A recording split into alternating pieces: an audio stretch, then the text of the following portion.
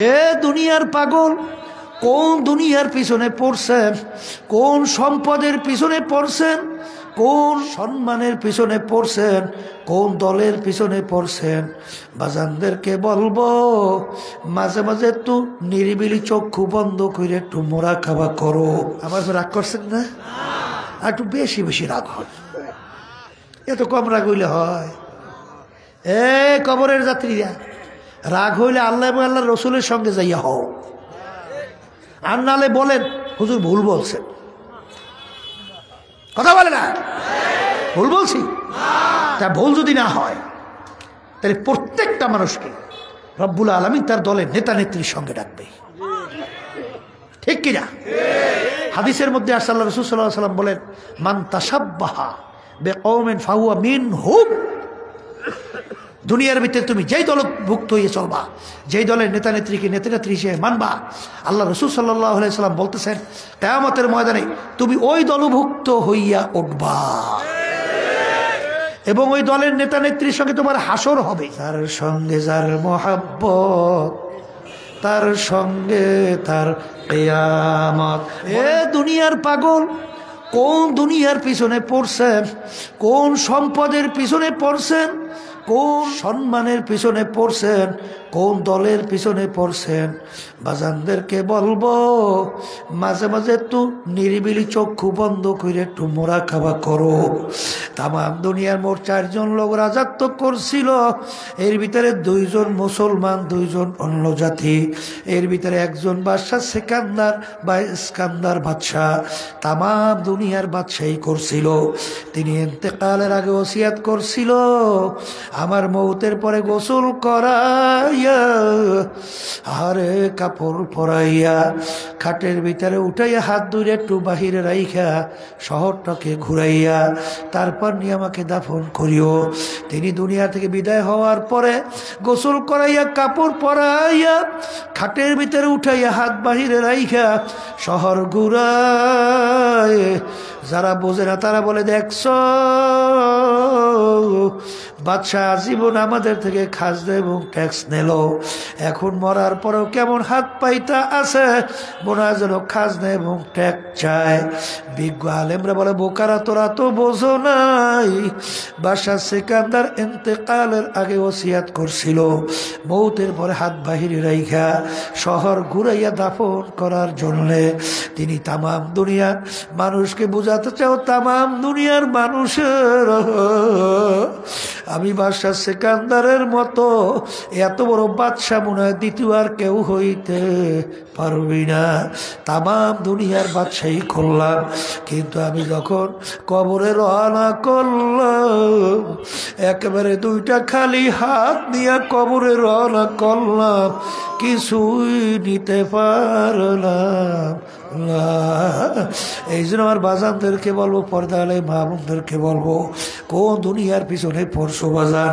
যেই দুনিয়া সম্পর্কে আল্লাহ রসুল বলেন, আর দুনিয়া জিফাতু ওয়া তালিবুহা কিলাব। হে আবার উম্মতেরা, দুনিয়াটা হলো একটা মরগের মতো, মুর্দার মতো। যারা এই দুনিয়ার পিছনে পড়বা, আখেরাতের স্থায়ী জিন্দেগি ধ্বংস করবা, আল্লাহ রসুল বলেন তারা হইল দুনিয়ার কুকুরের দল করে পড়াইতো।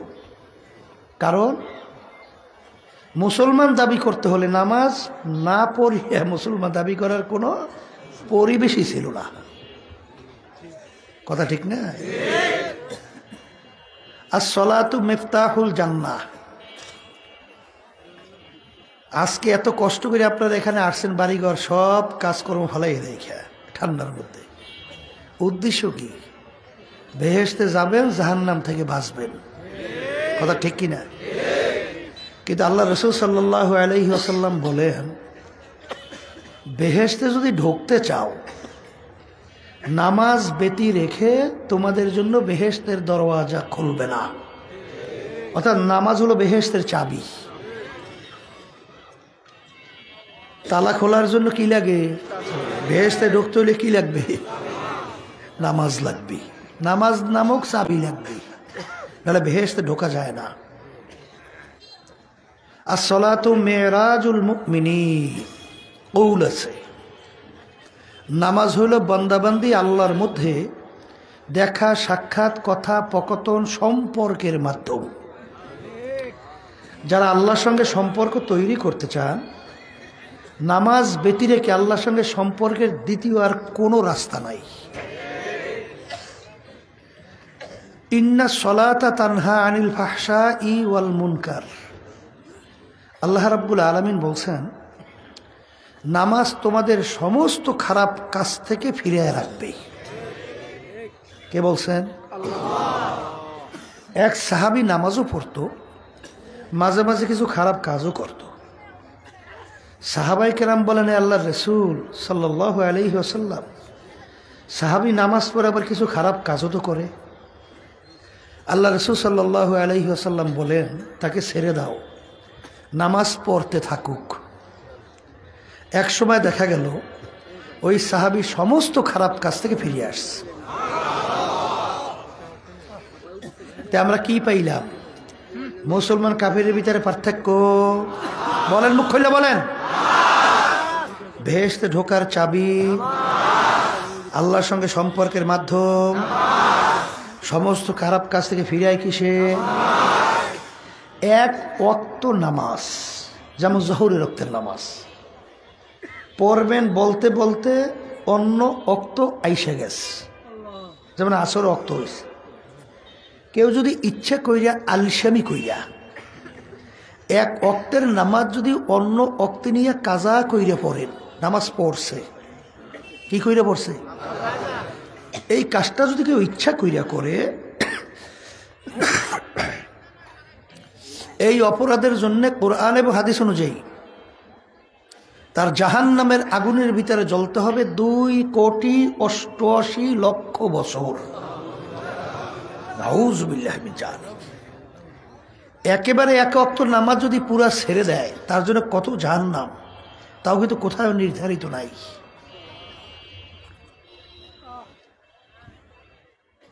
নামাজ কখন ছাড়া যাবে, কখন ছাড়া যাবে না?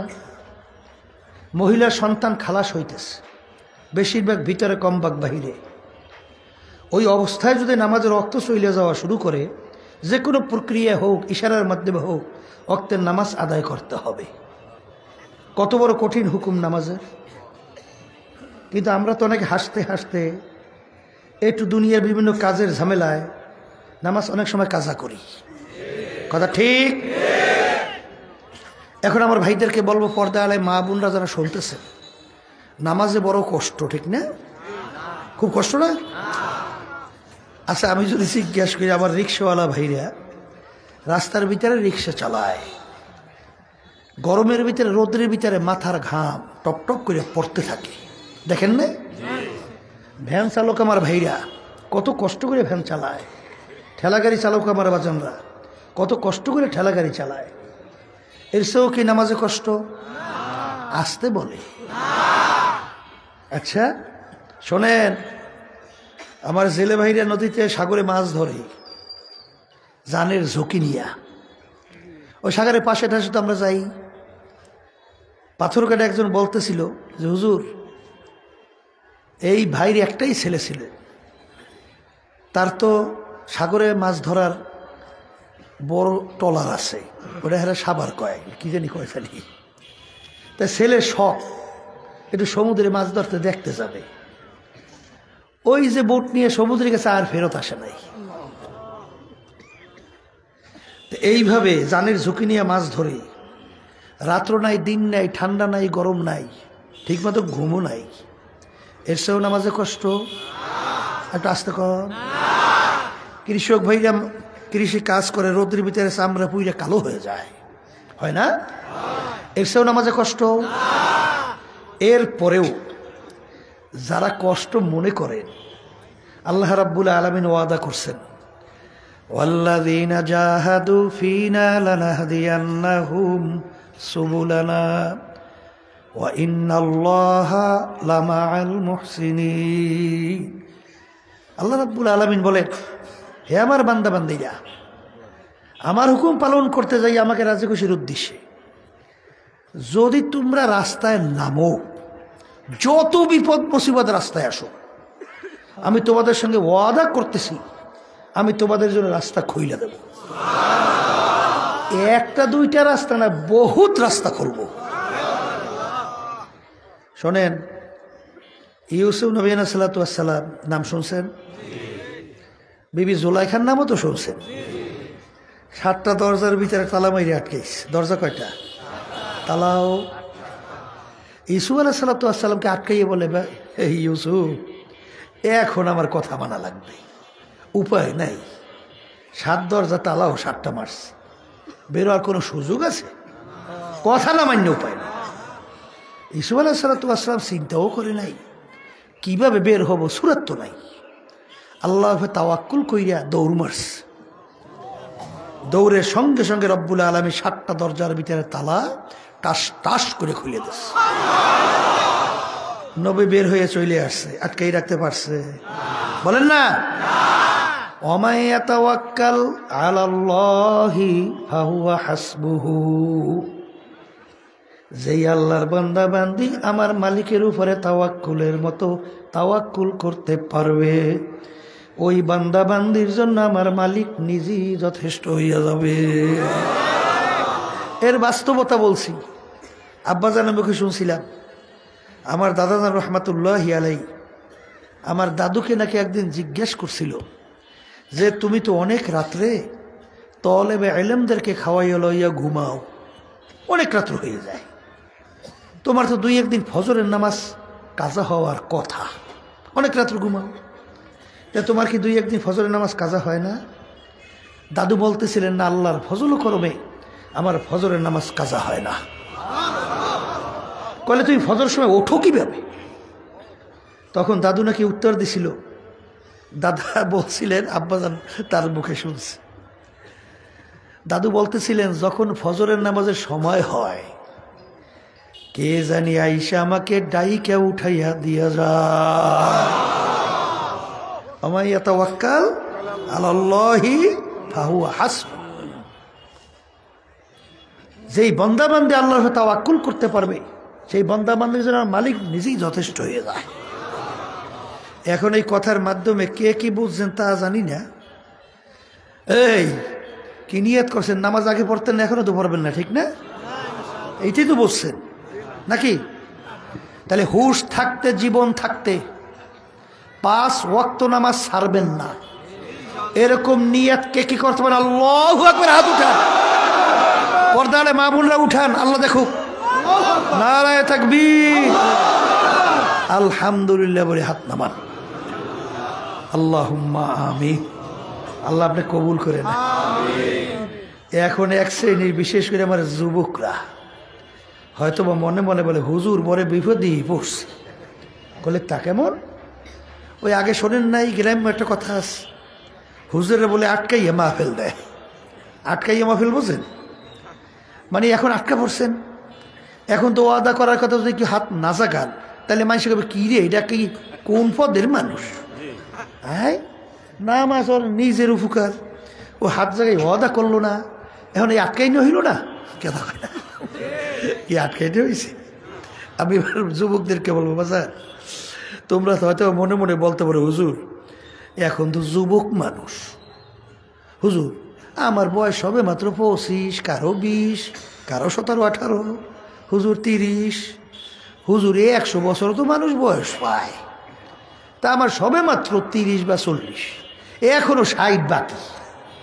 হুজুর মাঝখানে একটু তাও বটাবা করিয়ে নেবো, হানে এখন তো যুবক বয়সী তো চিত্ত বিনোদনের সময়, হুজুর এখন একটু আনন্দ ভর্তি করা লাগে না, তাও বা ঠিক মতো করবো হানে। এরকম এক শ্রেণী আমার যুবক বাবাদের এরকম একটা ধারণা আশা আছে না নাই? আমি আমার যুবকদেরকে জিজ্ঞেস করতে চাই, বাজান তুমি যে বুড়া হবা এই গ্যারান্টিটা কার কার কাছে আছে? এই যুবকরা কথা বলেন, কার কার কাছে আছে? নাই নাই নাই। তোমার চেয়ে অল্প বয়সের 2-1 যুবক দুনিয়া থেকে বিদায় নিয়ে কবরে যায় নাই? তুমি যে বুড়া হবে এই গ্যারান্টিটা পাইছো কোথায়? আছে? পাইছো কোথায়? হ্যাঁ যুবক, যদি এই যুবক বয়সে তুমি তাওবা করতে পারো, আল্লাহর হুকুম অনুযায়ী নিজে চলতে পারো, তোমার মর্যাদা, তোমার সম্মান আল্লাহ এত বাড়াবে, তোমার সম্মান নবীদের মর্যাদায় সম্মানে নিয়ে পৌঁছাবে। দরজওয়ানি তওবা করদাম শিওয়ায়ে পয়গম্বরি ওয়াক্তে পীরে গিরগে জালেম মিশাওয়াদ পরহেজগারি। হ্যাঁ যুবক, তোমাদের মর্যাদা আল্লাহ নবীদের মর্যাদায় পৌঁছাবে। আমার যুবক বাবাদেরকে বলবো, বাজান তোমরা কি চাও না যে তোমাদের মর্যাদা, তোমাদের সম্মান নবীদের মর্যাদা সম্মানে পৌঁছুক? হ্যাঁ যুবকরা বলো, জোরে বলো, চাই। আল্লাহ আপনি কবুল করে। চাইতে অসুবিধা আছে? আছে অসুবিধা? তাইলে চাও অসুবিধা কি? চাইতেই তো পারি, ঠিক কিনা? যুবকদের এত সম্মান। শোনেন, হাদিসের মধ্যে আসছে আল্লাহ রাসূল সাল্লাল্লাহু আলাইহি ওয়াসাল্লাম বলছেন, 7 প্রকার লোক যেদিন কিয়ামতের ময়দান অন্য কোনো ছায়া থাকবে না, একমাত্র আল্লাহর স্পেশাল আরশের ছায়া ছাড়া অন্য কোনো ছায়া থাকবে না। সেদিন 7 প্রকার লোককে রব্বুল আলামিন ডাইকা তার স্পেশাল আরশে ছায়া দান করবে। কয় প্রকার? এর ভিতরে 1 প্রকার ওই যুবক, ওয়াশাবুন নাশা ফি ইবাদাতিল্লাহি তাআলা, যেই যুবক তার জওয়ানিটা আল্লাহর রাস্তায় কাটাতে পারবে। যুবক বাজানদেরকে বলবো, তোমরা কি চাও না কিয়ামতের ময়দানে যেদিন কোনো ছায়া থাকবে না, সেদিন আল্লাহর আরো সে স্পেশাল ছায়া পাও? চাও? বলো চাই। আল্লাহ আপনি কবুল করেন। এখন মুরব্বী বুড়া যারা, হেরা মনে মনে বলে, হুজুর সব সুযোগ সুবিধা দিয়ে যুবকদেরই বললে, আমাদের কোনো গতিপতি নাই। আমরা তো হুজুর আগে বুঝি টুঝি নেই, এখন তো ঠিক বুড়া বয়সে হুজুর আল্লাহর ভয় আসছে, কবরের কথা মনে পড়ছে, জাহান্নামের আযাব ও গজবের কথা খেয়াল আসছে। হুজুর এখন তো তাওবা করছি, এখন আমাদের জন্য কোনো সুযোগ নাই। বলে আপনাদের জন্যও আছে, আপনাদের জন্য আছে। শোনেন, ওই শ্রেণীর জাকিরিন যারা নির্জনে গোপনে আল্লাহর জিকির করতে করতে ফাফাজাত আইনাহু, তাদের 2 চোখের থেকে পানি ছাড়বে, গুনার কথা মনে করবে, মালিকের দরবারে 2 চোখের পানি ফেলাইয়া মাপ চাবে। ওই জাকিরিনকে আমার মালিক ডাইকে তার স্পেশাল আরশে ছায়া দান করবে। কথা ঠিক কিনা? যাই হোক, আমি যেই কথাগুলো বলতে চাইছিলাম, আমার বাজানদেরকে হলো পর্দা আলে মা বোনদেরকে বলবো, একটু আগে শুনছিলেন এই বয়ানের সময় বলছিল, আল হাকুমুত তাকাসুর হাত্তা যুরতুমুল মাকাবির। এক শ্রেণী আমার বুড়া বাজানরা আছে, এখন পর্যন্ত ঠিকমতো 5 ওয়াক্ত নামাজ পড়ে না, ঠিকমতো আল্লাহর হুকুম নবী তরিকা অনুযায়ী চলে না। এর কারণ কি? হয়তোবা মনে মনে আশা যে এখন 80 বছর বয়স, 100 বছর তো বয়স পায়, এই মাঝে সুযোগ করে একটু তওবা করে নিলেই তো হয়। কির মধ্যে আছে? আশা। কির মধ্যে? আমি বাজানদেরকে জিজ্ঞেস করি, আশার কোনোদিন শেষ আছে? আজ পর্যন্ত কেউ শেষ করতে পারছে? বাংলাদেশের ভিতরে সবচেয়ে বড় ধনী ছিল, কথা বুঝছেন? আরো আশা অনেক কিছু করবে, কিন্তু পারছে? পারে নাই। ওই আব্বাজান রহমাতুল্লাহি আলাইহি বলতেন যে মানুষ অভাবে চুরি করে না, স্বভাবে করে। বিদেশে যাইয়া চুরি করছিল, আঙ্গুল একটা কাটিয়ে নিয়ে আসা লাগছে, সম্পদে হয় নাই, আরো লাগবে। কথা কয় না? মেম্বার এলাকার আশা, একটু চেয়ারম্যান হওয়া যাইতো, চেয়ারম্যানের আশা এমপি, এমপির আশা মন্ত্রী, আরো অনেক কিছু আশা শেষ আছে? জোরে বলেন। শোনেন, এই যে আশা এর কোনো শেষ নাই। আমি 2003 সাল চরমনা ইউনিয়নে চেয়ারম্যান হয়েছিলাম, চরমনা ইউনিয়ন 2003।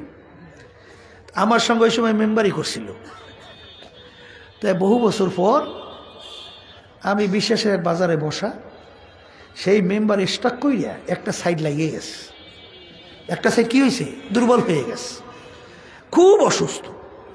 তা আমি বসা, আমাকে দেখে খুব কষ্ট করে আমার কাছে আসছে, আর সে বলতেছে, হুজুর শেষবারের মতো আমার জন্য একটু দোয়া করেন, আমি একটু লোকজনের কাছে যাইয়া এই অবস্থায় দেখি একটু ভোট চাই আবার মেম্বার হইতে পারি কিনা।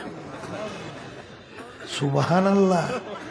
যখন এই কথা বলছে আমি তাকাইয়া না হাসবো, চুপচাপ আমি বসে রয়েছি। আমি কইলে আলহামদুলিল্লাহ, আল্লাহ কবুল করুন, করার তো কিছু নাই। আমি কইলে আল্লাহ, বলতে গেলে যেই লোকটা মানে এক গ্রামের কথা আছে রে, এক পাও কবরে, এই লোক কায়দায় হ্যাঁ এখন একটা বড় আশা মেম্বার হবে। আমি কইলে আলহামদুলিল্লাহ, আল্লাহ কবুল করুক। কয়েকদিন পরে শুনি আল্লাহর বান্দা আর নাই, আসার কি নাই। আসলে শেষ করতে কেউ পারছে? কোনোদিন পারবে? এই জন্য আমার বাজানদেরকে বলবো, যারা মুরব্বী বয়স হয়ে গেছে, এখনো ঠিক মতো আল্লাহর হুকুম নবী তরিক অনুযায়ী চলেন না, তাইলে আপনাদের ভাব কি, হয়তো বাসা অথবা বিশ্বাসে ঘাটতি। আসতে কয় জোরে বলেন, কথা ঠিক না বে ঠিক? আল্লাহর বান্দারা, পর্দা আলে মা বোনেরা, কবরের যাত্রীরা, আমি আপনাদের সামনে প্রথম কোরআনুল কারীম আয়াত শরীফ তেলাওয়াত করছিলাম। আয়াতের ভিতরে আল্লাহ রাব্বুল আলামিন বলেন, এই বেহেশতে যারা যাইতে চাও, দুইটা কাজ করা লাগবে। কয়টা কাজ বলেন? প্রথম কাজ হলো ঈমান আনা লাগবে। জোরে বলেন, কি আনা লাগবে বলেন? দ্বিতীয় নম্বর কাজ হলো নেক আমল করা লাগবে। কয়টা কাজ বলেন? 1 নম্বর ঈমান, 2 নম্বর নেক আমল। এখন আমার ভাইদেরকে বলবো, এখন যারা আমরা এখানে আছি সবাই তো আলহামদুলিল্লাহ ঈমানদার না? আসতে কয়, কিন্তু একটু বিবেচনা করা লাগবে। বলে তা কি? আল্লাহ রাসূল সাল্লাল্লাহু আলাইহি ওয়াসাল্লাম বলছেন, অনেক মুসল্লি নামাজি নামাজ পড়ে, তার ভিতরে ঈমান নাই। নামাজি নামাজ পড়ে কি নাই? আবার বলেন, আল্লাহ রাব্বুল আলামিন কোরআনুল কারীমের ভিতরে বলেন, ফাওয়াইলুল লিল মুসাল্লিন, মুসল্লি নামাজি তার জন্যই জাহান্নাম। কে বলছে? আল্লাহ রাসূল সাল্লাল্লাহু আলাইহি ওয়াসাল্লাম অনেক নামাজি নামাজ পড়ে, ঈমান নাই। আল্লাহ বলতেছেন নামাজি ওর জন্যই জাহান্নাম। তাহলে ব্যাপারটা একটু চিন্তা না? আসতে কয় তো, আসতে কথা ঠিক না বা ঠিক? নামাজের জন্য জাহান্নাম, নামাজ পড়ে ওর ঈমান নাই, এই ব্যাপারটা একটু বোঝা লাগবে না? আর এই বুঝবে কারা? যারা মানুষ। আসতে বলেন, কারা বুঝবে? এই পাগলের নাম শুনছেন না? পাগল আপনাদের এলাকায় আছে তো, আছে না? আচ্ছা, পাগলের কি চক্ষু আছে না? হাত পাও, অঙ্গ প্রত্যঙ্গ? আচ্ছা, ওর কোনো হিসাব নিকাশ আছে? গুনাহ সব? হ্যাঁ, কিছু নাই। কে আবার হাত পাও আছে, আপনার আমার মতো হুবহু সবই মানুষ। ওর উপরে কোনো বাদ বিচার, ন্যাক গুনাহ কিচ্ছু নাই। কারণ কি? ওর সাধারণ জ্ঞানটা ঠিক নাই। কিন্তু যার জ্ঞান ঠিক আছে, সে যদি অন্যায় করে ছাড় পায়? আচ্ছা, ধরে বেড়ে, এই বেটা তুই দি ভালো মানুষ, সুস্থ, জ্ঞানও ঠিক আছে, বেরেন ঠিক আছে, তুই এই কেস করলি কে? জোরে বলেন, কথা ঠিক বলছি না ভুল বলছি? ভুল বললে ঠিক বলছি। তাই আমি বলতেছিলাম, বুঝবে কারা? যারা মানুষ, যাদের সুস্থতা আছে, ব্রেন শক্তি ঠিক আছে। নামাজ পড়ে ঈমান নাই, নামাজের জন্য জাহান্নাম। অনেকে তো আমরা মনে করি নামাজ পড়ছি যথেষ্ট, রোজা রাখছি যথেষ্ট, হজ আদায় করছি যথেষ্ট, কিন্তু সবই যথেষ্ট আলহামদুলিল্লাহ ভালো, কিন্তু এগুলা কাজে লাগার জন্যে আপনার ঈমানটা সর্বপ্রথম নির্ভেজাল, স্বচ্ছ, পরিচ্ছন্ন হওয়া লাগবে। ঈমান ভেজাল তো অন্য কোনো আমলের কোনো মূল্য নাই। কথা ঠিক কিনা? ভালো কাজের কোনো মূল্য নাই। সংক্ষেপে বুঝবেন, আল্লাহ রাসূল সাল্লাল্লাহু আলাইহি ওয়াসাল্লামের চাচা ছিল আবু তলেব। আল্লাহর হাবিবকে তার চেয়ে বেশি সহযোগী দ্বিতীয় কেউ ছিল? এত সহযোগিতা করছে, ঢালের মতো প্রহরা দিয়া আল্লাহ রাসূল সাল্লাল্লাহু আলাইহি ওয়াসাল্লামকে লালন পালন করছিল না? আসতে বলেন। এমনকি কাফেরের দলেরা আল্লাহ রাসূল সাল্লাল্লাহু আলাইহি ওয়াসাল্লামকে যখন সমাজচ্যুত করে মুকাতাআত অর্থাৎ জেলখানা প্রায় 3 বছরের মতো যখন আল্লাহর হাবিবকে বনবাসের ভিতরে রাখলেন, তখন তার সঙ্গে কিন্তু আবু তলেব রাত্রদিন সময় কাটাইছে। এত তার পাশের সাথী, কিন্তু বলেন তো আবু তালেব কি বেহেশতে যাবে?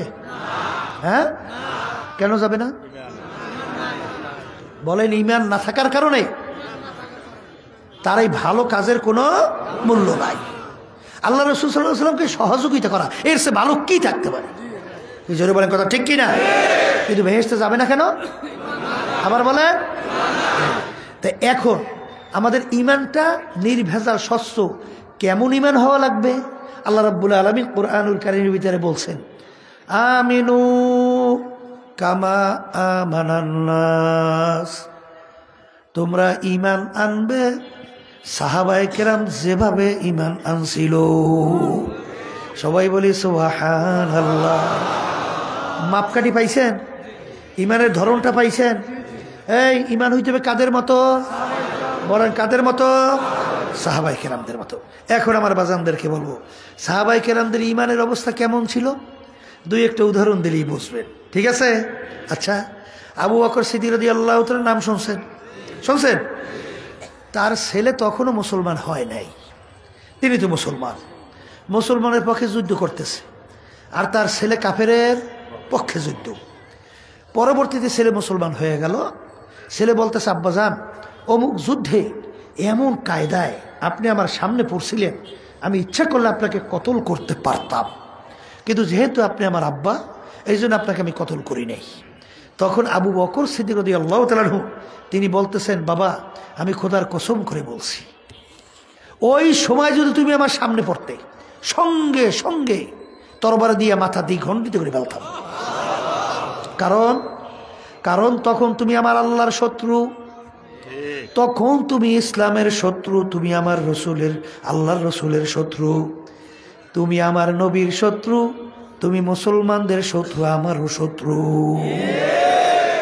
কথা ঠিক না বেঠিক? এই নূহ আলাইহিস সালাতু ওয়াস সালামের কথা শুনছেন? শুনছেন? এই কি আল্লাহ রাব্বুল আলামিন বলেন, নূহ নৌকা বানাও, আর নৌকার মধ্যে তোমার সাগরের টাগরের তোমার অনুসারে ইয়ে আছে, সব লই উঠবা, এমন পানির বন্যা দেব সব শেষ, কিচ্ছু থাকবে না। কথা ভালো করে বুঝছেন? তার ছেলে কেনান কাফের না? কথা বলে না? ছেলে কাফের। কেনানকে বুঝাই বলে, বাবা কেনান তুমি আমাদের সঙ্গে নৌকায় উঠো বাবা, আল্লাহ তো পানির বন্যা দেবে আমাকে জানাইছে, সব শেষ কর হয়ে যাবে, কেউ বাঁচতে পারবে না, ইল্লা মান রহিম, আল্লাহর রহমত ছাড়া কেউ সেই পানির বন্যা থেকে বাঁচতে পারবে না, বাবা তুমি আমাদের সঙ্গে নৌকায় উঠো। এখন ছেলে বাপের এই কথা শুনে টিটকেরি মারে, আব্বা কি বলে, এই মরুভূমির মধ্যে কোথা থেকে পানি আসবে, আর কতটুকুই বা আসবে, আমি এই উসালাম্বা, আমি পাহাড়ের সুরে উঠে দাঁড়াই থাকবো, পানি ধারে কাছেও যেতে পারবে না। কথা বলছেন? কিন্তু নূহ আলাইহিস সালাম বলে, বাবা আল্লাহর রহমত ছাড়া কেউ বাঁচবে না। ঠিক ওদিকে বুড়ি মায়ের কথা শুনছেন? বুড়ি মা মুসলমান, কিন্তু আল্লাহ রাব্বুল আলামিন নবীকে তার কথা ভুলেই দিয়েছে। নৌকা তার সাগরের মাগরে সব নিয়ে উঠছে, বুড়ি মায়ের কথা মনে নেই, উঠতে পারে নাই, আর ছেলেকে ডাকে, বাবা আসো আসো, না না ওঠে নাই। এই পানির বন্যা তো শুরু হয়ে গেছে। যখন নাকি কেনানকে পানিতে ফালাইয়া দেয় বন্যার স্রোতে, তখন নূহ আলাইহিস সালাতু ওয়াস সালাম বলেন, রব্বুল আলামিন আপনি তো ওয়াদা করছেন আপনি আমার আহালকে ধ্বংস করবেন না, আমার ছেলেকে রব্বুল আলামিন আপনি ধ্বংস করতেছেন, আমার ছেলে তো আমার আহাল। তখন আল্লাহ রব্বুল আলামিন কুরআনুল কারীমের ভিতরে, হে নূহ কেনান তোমার সন্তান হতে পারে, কেনান তোমার লাইসা মিন আহলি, কিন্তু কেনান তোমার আহাল না, খবরদার আর সামনে পারবা না। তোমার ছেলে হতে পারে কিন্তু সে তোমার আহাল না। এই ছিল তাদের অবস্থান আর আল্লাহর হুকুম। কথা ঠিক না বা ঠিক? বন্যা তো শেষ হয়ে গেছে, ইতিহাস ভিতরে দেখা যায় আল্লাহ রাব্বুল আলামিন তার ঘর বাইতুল্লাহকে ওই বন্যার মধ্যে ওই চতুর্থ আসমানে উঠেই রাখছে। দুনিয়ার কিচ্ছু বাকি নেই, সব শেষ, বন্যা শেষ। মনে পড়াইয়ে দেশে মালিক বুড়ি মেয়ের অবস্থা কি আহারে। সাথীরা চলো যাই একটু দেখি, তালাশ কইরা বুড়ি মায়ের লাশ যদি পাওয়া যায় একটু দাফন কাফন করি।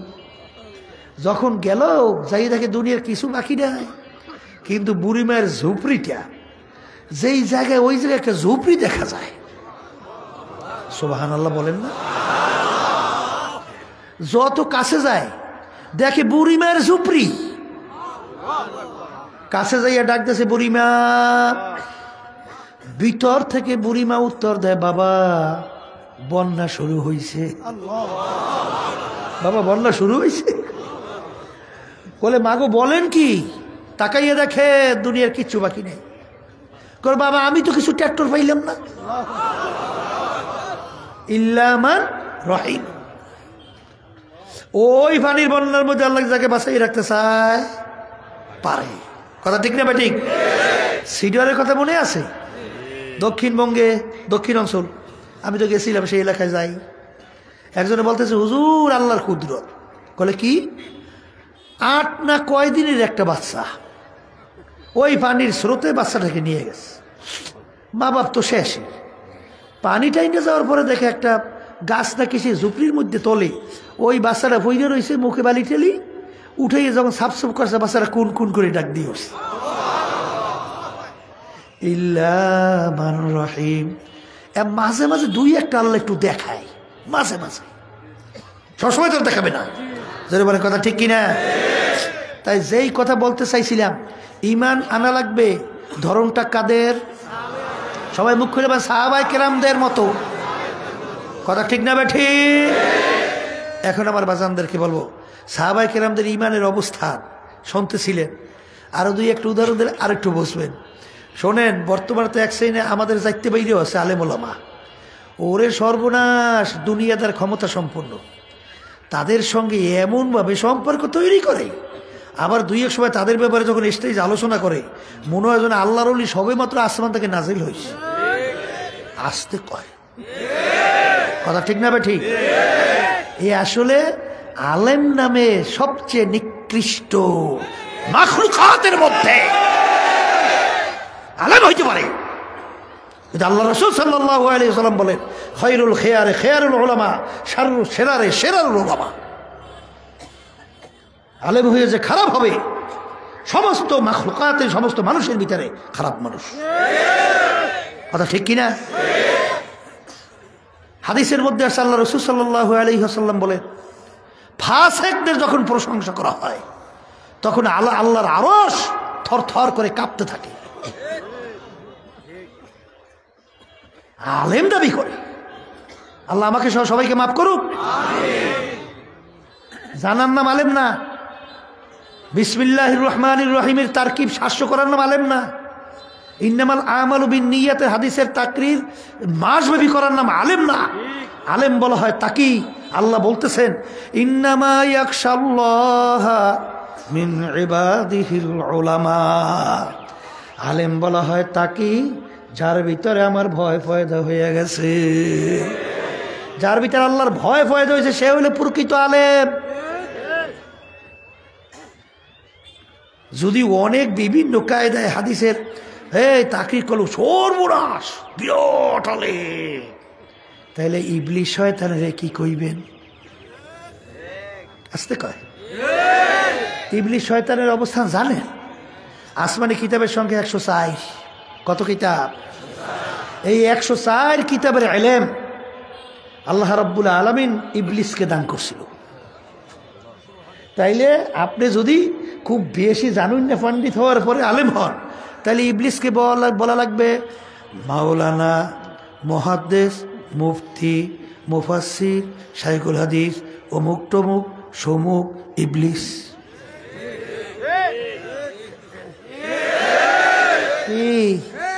হ্যাঁ, আলেম কাকে বলে? বলেন যার ভিতরে আল্লাহর ভয় পয়দা হয়েছে। আমি বলছি না আল্লাহ বলছে? আমি বলছি না আল্লাহ বলছে? আপনি কি জানেন? আপনি কি জানেন?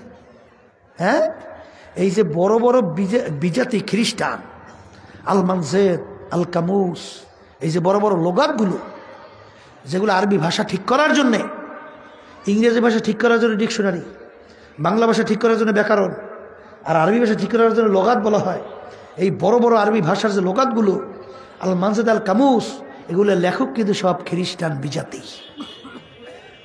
কত বড় জামিন না পণ্ডিত, কি কথা ঠিক না ভাই? ঠিক। আমিনু কামা আমানান নাস, ইমান আনো সাহাবায়ে কেরাম যেভাবে ইমান আনছিল। নীল নদীর কথা শুনছেন? শোনেন নাই? নীল নদীর একটা নিয়ম ছিল, প্রতি বছর নীল নদী শুকাইয়া যাইত।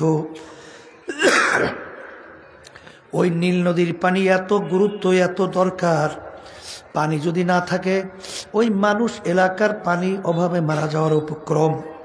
ওই পানি দিয়ে ফসল হয়, ফসল খাইয়া মানুষ বাঁচে। এত গুরুত্বপূর্ণ নীল নদীর পানি। প্রতি বছর নিয়ম অনুযায়ী পানি শুকায়। নিয়ম হলো একটা যুবতী সুন্দরী মেয়েকে যদি নীল নদীর ভিতরে বলি দেওয়া হইতো, জবাই দেওয়া হইতো, তাইলে নীল নদীর পানি আবার আইসা পরিপূর্ণ। কথা বোঝেন নাই? যখন মুসলমানদের আয়ত্তে ওমর ফারুক রাদিয়াল্লাহু তাআলা আনহুর জামানায় যখন নীল নদী মুসলমানদের আয়ত্তে আসলো, এখন নিয়ম অনুযায়ী নীল নদীর পানি শুকাইছে। নীল নদীর পানি এখন নিয়ম কি? হ্যাঁ, যুবতী সুন্দরী একটা মেয়েকে বলি দেওয়া লাগবে। ইসলামে জায়েজ আছে না? কয় কি? আহা, বর্তমানে ফতুয়া বাইরে তো কত, হ্যাঁ আমি হুশ আছে। তখন ফতুয়া দিত, এই লক্ষ লক্ষ জীবন মানুষের তো আগে বাঁচা লাগবে, একটা জান যায় যাও। কথা কথা না ভুল বলছি? লক্ষ লক্ষ মানুষ তো আগে বাঁচুক, তারপরে নালে একটা জান যায় যাক। কি বাইরে তো না আসতে হয়তো বের হইতো না। আমিরের কাছে যখন সংবাদ পেল, ওমর ফারুক রাদিয়াল্লাহু তাআলা আনহু বলেন, ইন্না লিল্লাহ, বলো কি, একটা সুন্দরী মেয়ে জবাই করতে হবে, তারপর কথার কথা, এরপরে নীল নদীর পানি আসবে। তাহলে একটা মেয়ে জবাই দেওয়ার ভিতরে ক্ষমতা পানি আসা, তা আমার আল্লাহর ক্ষমতা কোথায়? এর নাম হলো ঈমান, এর নাম হলো বিশ্বাস। এ জোরে বলেন কথা ঠিক না বেটা? আমির নীল নদীর কাছে চিঠি লেখে, হে নীল নদী, তুমি যদি আল্লাহর হুকুমে জারি হও তাহলে তুমি জারি হইয়া যাও, আর যদি আল্লাহর হুকুমে জারি না হও তোমার পানি আমাদের লাগবে না। বলেন ডাইরেক্ট অ্যাকশন। কি অ্যাকশন? বোঝেন? আমাদের যুগ হলে আল্লাহ মাফ করুক, তখন বলতে দেখ শুনছি মুসলমান পাগলের দল নদীর কাছে চিঠি লেখে, এখনো সুস্থ মানুষ আসতে কয়, নদীর কাছে চিঠি লেখে এখনো সুস্থ মানুষ। কিন্তু আমির বলতেছে যাও এই চিঠি নিয়ে নদীর ভিতরে ফেলাও। যখন চিঠি নিয়ে নদীর ভিতরে ফেলাইল, সঙ্গে সঙ্গে পানি এসে নীল নদী পরিপূর্ণ। ওই নীল নদী যে পানিতে পরিপূর্ণ হইল, আজ পর্যন্ত আর নীল নদী কোনোদিন শুকায় নাই। এর নাম হলো, বলেন ঈমান। এর নাম কি? আবার জোরে বলেন। এর নাম হলো ঈমান। মনে করছেন আল্লাহর রহমত একেবারে ফাও ফাও পেট ডইলে ডইলে পাইবেন? হ্যাঁ, কি মনে করছেন? নবী রসুলরা পর্যন্ত মাঠে নাইমা দুই হাত উপরের দিকে উঠাইয়া মালিকের দরবারে বলতেছেন, মাতা নাসরুল্লাহ, হে আমার মালিক তোমার সাহায্য কোথায়? ওয়ালা নাবলুয়ান্নাকুম, আমার মালিক দুইটা তাকিদ, লামে তাকিদ নুনে তাকিদ, দুইটা তাকিদ, অবশ্যই অবশ্যই আমাদের তোমাদেরকে পরীক্ষা করবই করব। পরীক্ষায় পাশটা করিয়া কেউ ভেস্তে যেতে পারবেন না। কথা ঠিক না ঠিক?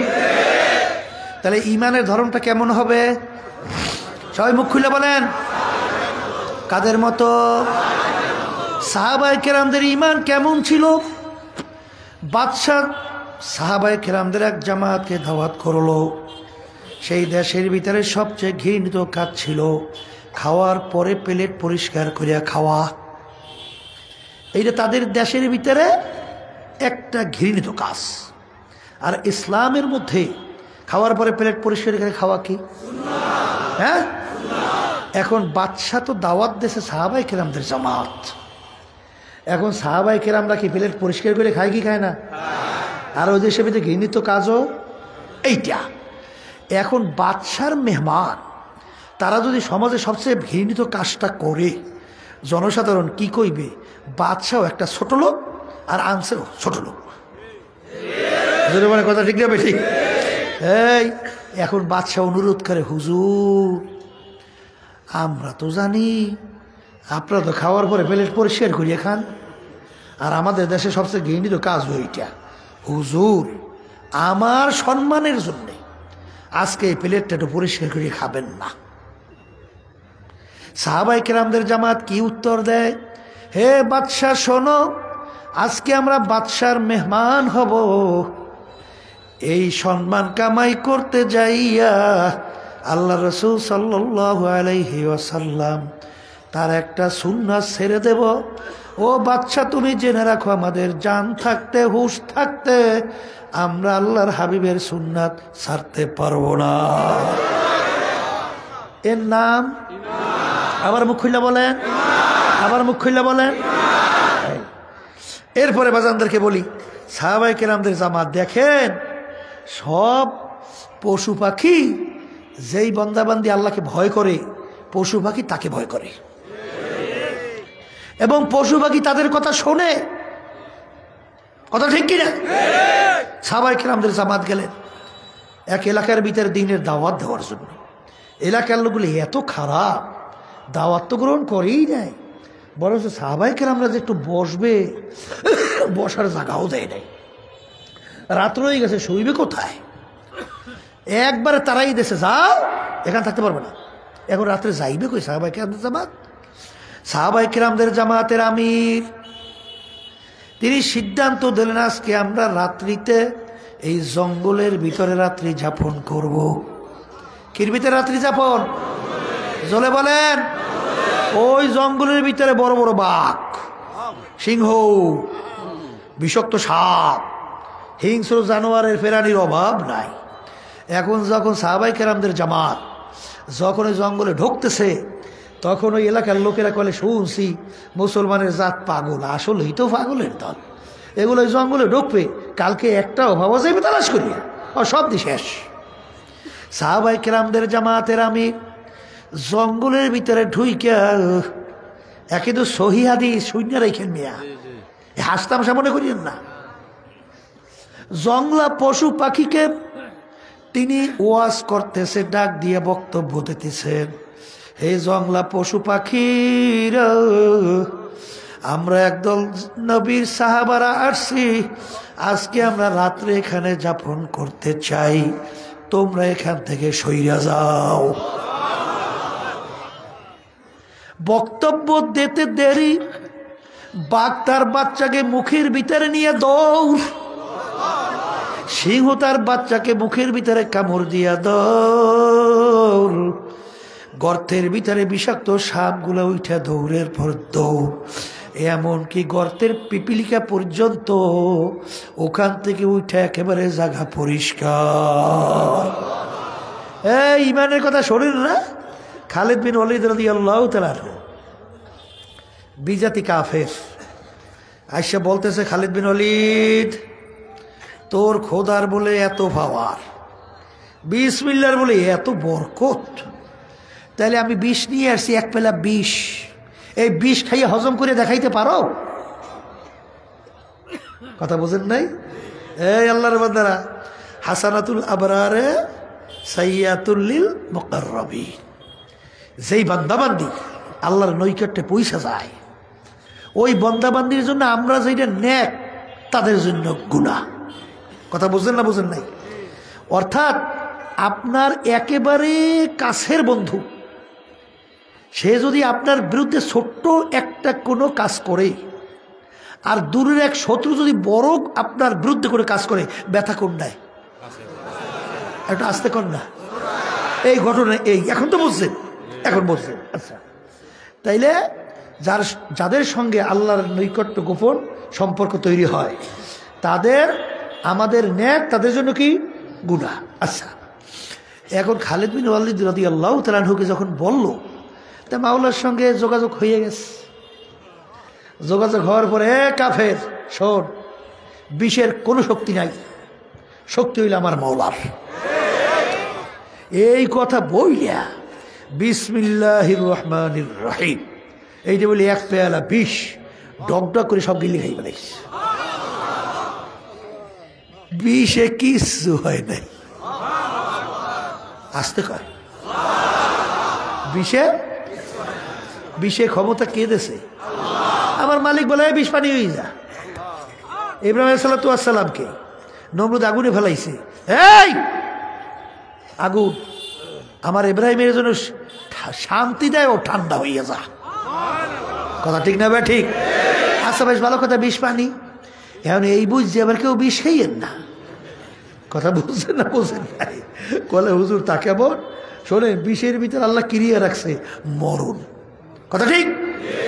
এখন যখন নাকি বান্দাবান্দি ওই পর্যায়ে পৌঁছে, তাদের ব্যাপার কিন্তু ভিন্ন। এইটা আবার তোমার আমার মধ্যে আইনে বেকায় দেয় ঘটাইও না, হেলে কিন্তু আত্মহত্যা হারাম, কবিরা গুনাহ। জোরে বলে কথা ঠিক না বেঠি?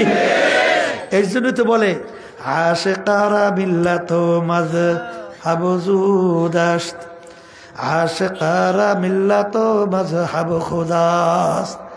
আশিকদের মাযহাব সম্পূর্ণ ভিন্ন। মজনুর চক্ষু লায়লার জন্য ভিন্ন। আসতে কয়, মজনুর চক্ষু লায়লার জন্য ভিন্ন।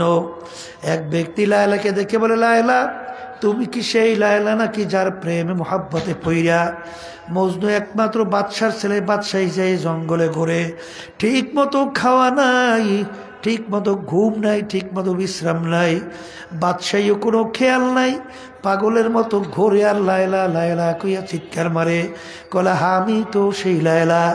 কলে তুমি তো এমন কোনো সুন্দরী, এমন কোনো রূপসী না, তোমার চেয়ে সুন্দরী তালাশ করলে বাদশাহ আনতে পারবে না, বরঞ্চ আরও পারবে, সে তো বাদশাহ। আসলে তুমি লায়লা, আসলেই তো মজনু একটা পাগল। তখন লায়লা উত্তর তাই গোফতে খামোশ, তুচু মজনু নিস্তি দিদায়ে মজনু আগার বুদে তোরা, হরদ আলম বেখতের বুদে তোরা। হে আল্লাহর বান্দা, চুপ করো, তুমি তো আর মজনু না। মজনুর চক্ষু দুইটা তোমার চক্ষের ভিতর লাগাও, এরপরে তুমি আমার দিকে তাকাও, দেখবা আমার চেয়ে সুন্দরী দুনিয়াতে আর দ্বিতীয় আমার সামনে তালাশ করে পাবে না। তাই লায়লার জন্য মজনুর চক্ষু কি বলেন? ভিন্ন। লায়লার জন্য মজনুর চক্ষু ভিন্ন। জোরে বলেন কথা ঠিক না বেশি? আশিকদের জন্য মাযহাব সম্পূর্ণ ভিন্ন। আসতে কয়, এই পথের পথিক ছাড়া বোঝানো যাবে না। এই পথে চলতে চলতে পথিকরা বুঝে, এছাড়া বোঝানো যাবে? যখন যায় যায় তাই যেই কথা বলতেছে, ইমান ধরন ভুলে যান নাই তো? আবার বলেন, ইমানের ধরন সাহাবাই কেরামদের মতো না। এই আমি বলছি না, কে বলছে? কে বলছে? আল্লাহ। ঠিক আছে, এখন আলহামদুলিল্লাহ সাহাবাই কেরামদের কিছু কিছু তো ইমানের কথা বললাম না। আচ্ছা, আবার দুই একটা আরেকটু উদাহরণ দিই। আবু বকর সিদ্দিক রাদিয়াল্লাহু তাআলার নাম শুনছেন? একটু আগে বলছিলাম না? এছাড়া তো শুনতেই থাকেন। আবু বকর সিদ্দিক রাদিয়াল্লাহু তাআলা গোলাম ছিল, আজাদ করিয়ে দেওয়ার পরে বলতেছে, গোলাম তুমি যদি আমার জন্য মাঝে মাঝে কিছু খাদ্য নিয়ে আসতে পারো, নিয়ে আইসো। এখন গোলাম তো আজাদ, মাঝে মাঝে কিছু খাদ্য নিয়ে আসে। আসার পরে জিজ্ঞেস করে, কিভাবে কামাই করছো? যখন দেখতেন হালাল, তিনি খাইতেন। একদিন পেটেও বড় জবর ক্ষুধা, গোলাম খাদ্যও নিয়ে আসছে, জিজ্ঞেস না করে তাড়াহুড়া করে খাদ্য খাই বলছে। গোলাম বলতেছে, হজরত আপনি তো অন্য অন্য সময় না জিজ্ঞেস করে খান না, আজকে যে খাই ফেলেন না জিজ্ঞেস করিয়া? বলে বাবা তুমি তো অন্য সময় হালাল উপায় তো আনো, আজকে পেটে বড় ক্ষুধাও লাগছে, মনে করছে হালাল উপায় তো আনছো, এই জন্য খাইয়ে ফেলছে, তো এখন বলো তুমি কিভাবে কামাই করছো? বলে হুজুর আমি যখন কাফের ছিলাম জাদুবিদ্যার মাধ্যমে একটা লোককে তদবির করছিলাম, ওই লোকটার সঙ্গে এখন দেখা, ওই তদবির সে ভালো হয়ে গেছিল, ওই যে ভালো হয়েছে ওই বিনিময় আমাকে এই খাদ্য দিছে। তখন আবু বকর সিদ্দিক রাদিয়াল্লাহু তাআলা আনহু তিনি বলেন ইন্না লিল্লাহ, বাজার জাদুবিদ্যার মাধ্যমে তদবির করা কামাই সম্পূর্ণ হারাম, তুমি তো আমাকে হারাম খাওয়াইছো। এই কথা বইলা গলার ভিতরে আঙ্গুল দেওয়া শুরু করলো, বমি কইরা খাদ্য ফেলাইয়া দেবে, পেটে বড় ক্ষুধা, বলতে গেলে পাকস্থলিতে খাইতে চইলা গেছে, আর সে তো না যাই না খাইছে, আল্লাহ তো মাফ করিয়া দেবে, কথা কয় না? কিন্তু লোকেরা বলে আমি কেন আপনি এরকম নিজেকে কষ্ট দেন, আপনি তো না যাই না খাইছেন, আল্লাহ তো মাফ করবেন। তিনি বলেন ইমান কেমন, ইমান কেমন? তিনি বলেন ইয়া আমার সাথীরা, আল্লাহ রাসূল সাল্লাল্লাহু আলাইহি ওয়াসাল্লাম বলছেন যেই হারাম মালের দ্বারা রক্ত এবং গোশত তৈরি হবে তার জায়গা জাহান্নাম ছাড়া হবে না। যেই রক্ত এবং গোশত হারাম মালের দ্বারা তৈরি হবে তার জায়গা জাহান্নাম ছাড়া হবে না। আমি আবু বকর যদি মারাও যাই তারপর ওই খাদ্য আমার পেটের মধ্যে আমি হজম হতে দেব না। লোকেরা বলল হুজুর পেট ভইরা পানি খান, গলার ভিতরে আঙ্গুল দিবেন, বমি হবে, খাদ্য বের হয়ে আসবে। তিনি পেট ভইরা পানি খেয়ে যখন গলায় আঙ্গুল দিল, খাদ্য বের হয়ে আসলো, তিনি বলেন আলহামদুলিল্লাহ। এর নাম হলো ঈমান। আর বর্তমানে এক শ্রেণী আমার বাজানরা ঘুষ খায়, সুদ খায়, ক্ষমতা পাইয়া ক্ষমতা দলের সঙ্গে জড়াইয়া টেন্ডারবাজি, চাঁদাবাজি, ধোকাবাজি কইরা সম্পদ গুছাইয়া ওদিকে মসজিদের মধ্যে যাইয়া সেজদায় পড়িয়া মাওলাকে খুশি করতে যায়। একটু আস্তে কর কি এ আল্লাহর বান্দারা, তাহলে এই হাদিস মিথ্যা হইয়া যায় না? এই হাদিস মিথ্যা হয় না? যে হারাম মালের দ্বারা রক্ত এবং গোশত তৈরি হবে তার জায়গা জাহান্নাম ছাড়া হবে না, তাহলে হাদিস মিথ্যা হয় না? কিসের নামাজ পড়েন আপনি, কিসের রোজা রাখেন? হ্যাঁ, এক শ্রেণী বর্তমানে শুনছি, শোনেন, ওই ক্ষমতা পাইয়ে তো ঘুষ সুদ জবর খাওয়া খায়, কথা বুঝছেন? খাওয়ার পরে আবার কয়ও, আবার বলেও যে যেগুলো ঘুষ সুদ খায়, জুলুম টুলুম করিয়া সম্পদ কামাই করে, এ বুড়ো বয়সে তো আতুল ল্যাংরে হবি, তুই এখন খাইয়ে লই, এখন খাইয়ে লই। এরপরে দেখবেন যখন নাকি বিভিন্ন কায়দায় সুযোগ এখন মানে রিটায়ার্ড করছে বা বিভিন্ন কায়দায় এখন একটু হজ করতে যায়, কমে যায়। ওই শুনছে যে হজ করলে মাসুম বাচ্চা যেরকম নাকি মায়ের করলে নিষ্পাপ, এরকম হজ করলে নিষ্পাপ হইয়া যায়। এই জন্য কোথায় গেছে? হজ করতে যায়। কি হওয়ার জন্যে? নিষ্পাপ হওয়ার জন্য। কিন্তু আল্লাহর বান্দারা ভালো করে যাই না, রাখো 10 বার হজ করতে পারো, যতক্ষণ পর্যন্ত যদি ক্ষমতায় দলের সঙ্গে জড়াইয়া চাঁদাবাজি করছো, টেন্ডারবাজি করছো, ধোকাবাজি করছো, সম্পদ গুছাইছো, ওই টাকা যতক্ষণ পর্যন্ত তাকে ফেরত না দিবা, আর সরকারি টেন্ডারবাজি চাঁদাবাজি করে যেই টাকা কামাই করছো এই সরকারি ফান্ডে জমা না দেবা, কপালে 14 লাখে দাগ পরাইতে পারো, আর 10 বার 15 বার 20 বার হজ করতে পারো, হাদিস অনুযায়ী তোমার জায়গা জাহান্নাম। জোরে বলেন, কথা ঠিক না বে ঠিক? এই জন্য আর বাজানদেরকে বলবো, পর্দা আলে মা বোনরা যারা শুনতেছেন, ঈমান আনা লাগবে কাদের মতো? আবার মুখ খুলে বলেন। আল্লাহ রাসূল সাল্লাল্লাহু আলাইহি ওয়াসাল্লাম বলেন আখলিস দীনাকা ইয়াকফিকা আমালুল কলিল। হে আমার উম্মতেরা, তোমার ঈমান যদি নির্ভেজাল স্বচ্ছ হয়, পরিচ্ছন্ন হয়, অল্প নেক আমল করবা, তোমার জন্য মালিক জায়গা রাখছে বেহেশত। সবাই জোরে বলেন সুবহানাল্লাহ। এই জন্য কি করা লাগবে? ইমানকে মজবুত করা লাগবে। রাজি আছি না? আল্লাহ আমাকে আমাদের সবাইকে তৌফিক দান করেন। আর বাজান দ্বিতীয় বলছিলাম আমল কি? আমল দ্বিতীয় কাজটা কি বলেন? মুখ খুলে বলেন। নেক আমল। কি আমল? এখন নেক আমল কোনটা? নেক নেক মানে ভালো, আমল মানে কাজ। কোন কাজটা ভালো কাজ? আমরা চরমনাই আলারা বলি বাজান এইভাবে যদি আপনি চলতে পারেন তাইলে আপনার ঈমান মজবুত হবে, নেক আমল করে জান্নাতে যাইতে পারবেন। এরকম একটা রাস্তা দেখাই কি দেখাই না? মুখ খুলে বলেন। আবার আটরশি, রাজারবাগ, দেওয়ানবাগ, চন্দ্রপাড়া, সুরেশ্বর, মাইজভান্ডার, এরকম আওর বাদ আছে না নাই? আসতে মুখ খুলে বলেন। তারাও কি একটা রাস্তা দেখায় কি দেখায় না? কি কথা বলেন না কেন? তাবলিগ জামাত একটা রাস্তা দেখায় কি দেখায় না?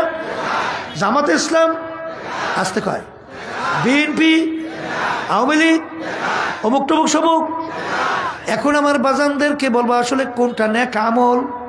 বাজানে এটা বোঝা লাগবে, বোঝার জন্যই মাহফিলের ব্যবস্থা। আল্লাহ রাব্বুল আলামিন প্রত্যেক নামাজের মধ্যে তোমাকে আমাকে শিক্ষা দেয়, ইহদিনাস সিরাতাল মুস্তাকিম। সবাই এটা পড়েন না? পড়েন তো?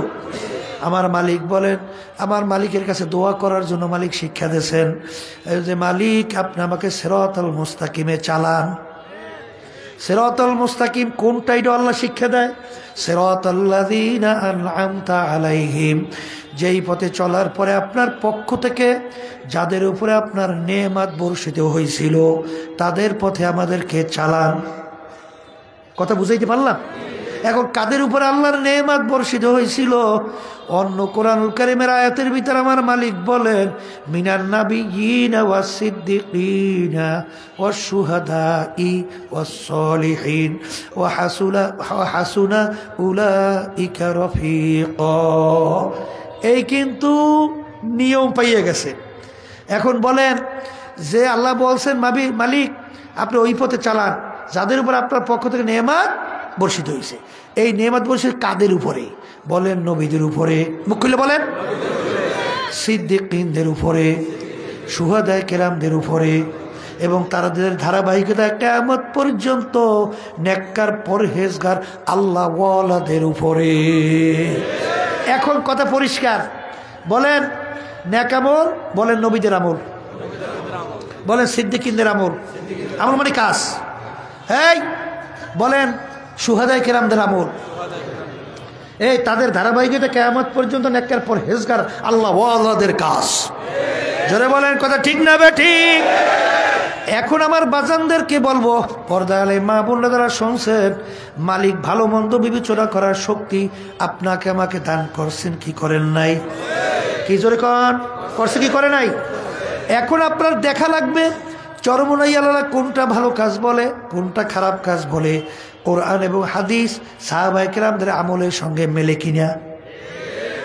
আসতে কয় সারসিনা, ফুরফুরা, জৈনপুর এবং তাবলিগ জামাত ইসলাম কি বলে মেলে কিনা দেখা লাগবে। আসতে কয় আটরশি, রাজারবাগ, দেওয়ানবাগ, সুরেশ্বর, মাইজভান্ডার এরা কি বলে সাহাবায়ে কেরামদের আমল কাজের সঙ্গে মেলে কিনা। আসতে কয় জোরে বলে কথা ঠিক না ঠিক? এই আল্লাহর বান্দারা, পর্দার আড়ালের মা বোনেরা, ভালো কইরা বুঝা কবরে যাওয়া লাগবে। কারণ কোন রাস্তায় কিভাবে চললে বেহেশতে যাওয়া যাবে, এই জন্যই আল্লাহর রাসূল দুনিয়াতে আল্লাহ পাঠাইছেন বুইস্তু মুআল্লিমান। জোরে বলেন কথা ঠিক না ঠিক? আল্লাহ রাসূল বলেন আমাকে আল্লাহ পাঠাইছেন ওস্তাদ হিসাবে। কি হিসাবে? আবার জোরে কন, ওস্তাদ হিসাবে। কথা ঠিক?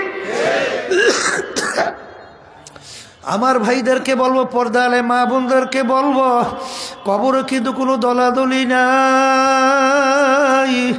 কেউ যদি কবরে পরিচয় দাও আমি চরমনাইয়ের মুরিদ, মুরিদ, এই পরিচয় কবরে কোনো কাজ হবে না। যদি কেউ কবরে পরিচয় দেয় আমি আওয়ামী লীগের লোক, কেউ যদি পরিচয় দেয় আমি বিএনপির লোক, কেউ যদি পরিচয় দেয় আমি আট্রসি চন্দ্রপাড়া রাজারবাগ দেওয়ানবাগের লোক, আমি তাবলিগ জামাত, আমি অমুক জামাত, আমি জামাত ইসলামের লোক, এই পরিচয় কিন্তু কবরে চলবে না। এ কবরের যাত্রীরা, কবরে কিন্তু প্রশ্ন সবার জন্য তিনটা, পীরের জন্য তিনটা, মুরিদের জন্য তিনটা, ধনীর জন্য তিনটা, গরিবের জন্য তিনটা, প্রেসিডেন্টের জন্য তিনটা, সাধারণ কর্মচারীর জন্য তিনটা। এক নম্বর প্রশ্ন মান রব্বুকা, দ্বিতীয় নম্বর প্রশ্ন আমার দীনুকা, তিন নম্বর প্রশ্ন আমার নবীকা। এই তিন প্রশ্নের ভিতরে কোথাও কি পাইছেন তুমি চরমনাইর কিনা? মুখ খুলে কথা বললেন, পাইছেন? তাই যদি না পান, যারা দলের পিছনে পড়ছেন, কথা ঠিক কিনা, সেই দলের পিছনে পড়ুন না। বাবাদেরকে আমি বলবো, পর্দা আলে মা বোনদেরকে বলবো, আমার উপরে কেউ রাগ কইরো না রে বাবা। তোমার কবরে তুমি যাবা, আমার কবরে আমি যাব। তোমার কবরে প্রশ্নের উত্তর তুমি দিবা, আমার কবরের প্রশ্নের উত্তর আমি দেব। বাজার কোরআনুল কারীমের ভিতরে আমার মালিক বলেন, ইয়াউমা নাদউ কুল্লা উনাসিন বিইমামিহিম, কিয়ামতের ময়দানে আমার মালিক প্রত্যেকটা মানুষকে তার দলের নেতা নেত্রীর সঙ্গে ডাকবে। এখানে কি প্রত্যেকটা মানুষ না কোনো বাদ আছে? একটু মুখ খুলে বলেন, প্রত্যেকটা মানুষ না? ডাইকে আমার মালিক কি বলবেন? যে তোর দলের নেতা নেত্রী যেদিকে যায় ওদের পিছনে পিছনে তোরা সেই দিকে চইলা যা। আমি বলছি না আল্লাহ, আমি বলছি না আল্লাহ।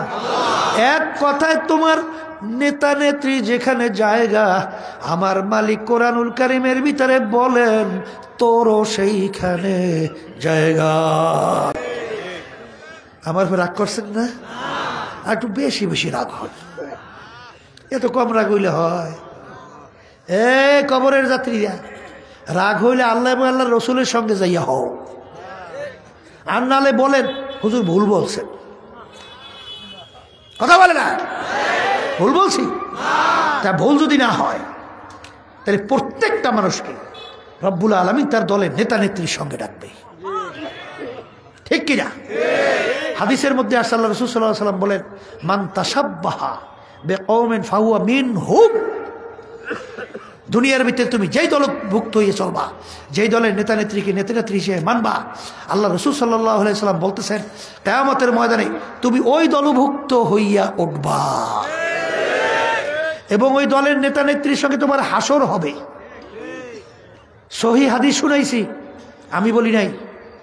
এক কথায় মুখস্থ করে ঘরে যাইয়েন, আর ওই নিরিবিলে যখন শুয়ে থাকবেন না তখন বলতে থাকেন, যার সঙ্গে যার মহাব্বত তার সঙ্গে তার কিয়ামত। বলেন বলেন, মুখ খুলে বলেন, তার সঙ্গে তার কিয়ামত। এ দুনিয়ার পাগল, কোন দুনিয়ার পিছনে পড়ছেন, কোন সম্পদের পিছনে পড়ছেন, কোন সম্মানের পিছনে পড়ছেন, কোন দলের পিছনে পড়ছেন? বাজানদেরকে বলবো মাঝে মাঝে একটু নিরিবিলি চক্ষু বন্ধ করে একটু মোরাকাবা করো। তাম দুনিয়ার মোট 4 জন লোক রাজত্ব করছিল, এর ভিতরে 2 জন মুসলমান, 2 জন অন্য জাতি, এর ভিতরে একজন বাদশাহ সেকান্দার বা ইস্কান্দার বাদশাহ তাম দুনিয়ার বাদশাহী করছিল। তিনি ইন্তেকালের আগে ওসিয়াত করছিল, আমার মৌতের পরে গোসল করাইয়া আরে কাপড় পরাইয়া খাটের ভিতরে উঠাইয়া হাত ধরে একটু বাহিরে রাইখা শহরটাকে ঘুরাইয়া তারপর নিয়ে আমাকে দাফন করিও। তিনি দুনিয়া থেকে বিদায় হওয়ার পরে গোসল করাইয়া কাপড় পরাইয়া খাটের ভিতরে উঠাইয়া হাত বাহিরে রাইখা শহর ঘুরায়। যারা বোঝে না তারা বলে দেখছ বাদশাহ আজীবন আমাদের থেকে খাজনা এবং ট্যাক্স নিল, এখন মরার পরেও কেমন হাত পাইতা আছে মনে হয় যেন খাজনা এবং ট্যাক্স চায়। বিজ্ঞ আলেমরা বলে, বোকারা তোরা তো বোঝো নাই, বাদশাহ সিকান্দার ইন্তেকালের আগে ওসিয়াত করছিল মৌতের পরে হাত বাহিরে রাইখা শহর ঘুরাইয়া দাফন করার জন্যে। তিনি তামাম দুনিয়ার মানুষকে বুঝাতে চাও, তামাম দুনিয়ার মানুষের আমি বাদশাহ সিকান্দারের মতো এত বড় বাদশাহ মনে হয় দ্বিতীয় আর কেউ হইতে পারবি না। তামাম দুনিয়ার বাদশাহী করলাম, কিন্তু আমি যখন কবরে রওনা করলাম একেবারে দুইটা খালি হাত নিয়ে কবরে রওনা করলাম, কিছুই নিতে পারলাম না। এই জন্য আমার বাজানদেরকে বলবো, পর্দালে মা বোনদেরকে বলবো, কোন দুনিয়ার পিছনে পড়ছো বাজান, যেই দুনিয়া সম্পর্কে আল্লাহ রসুল বলেন আর দুনিয়া জিফাতু ওয়া তালিবুহা কিলাব। হে আমার উম্মতেরা, দুনিয়াটা হলো একটা মরগের মতো, মুর্দার মতো। যারা এই দুনিয়ার পিছনে পড়বা আখেরাতের স্থায়ী জিন্দেগি ধ্বংস করবা, আল্লাহ রসুল বলেন তারা হইল দুনিয়ার কুকুরের দল।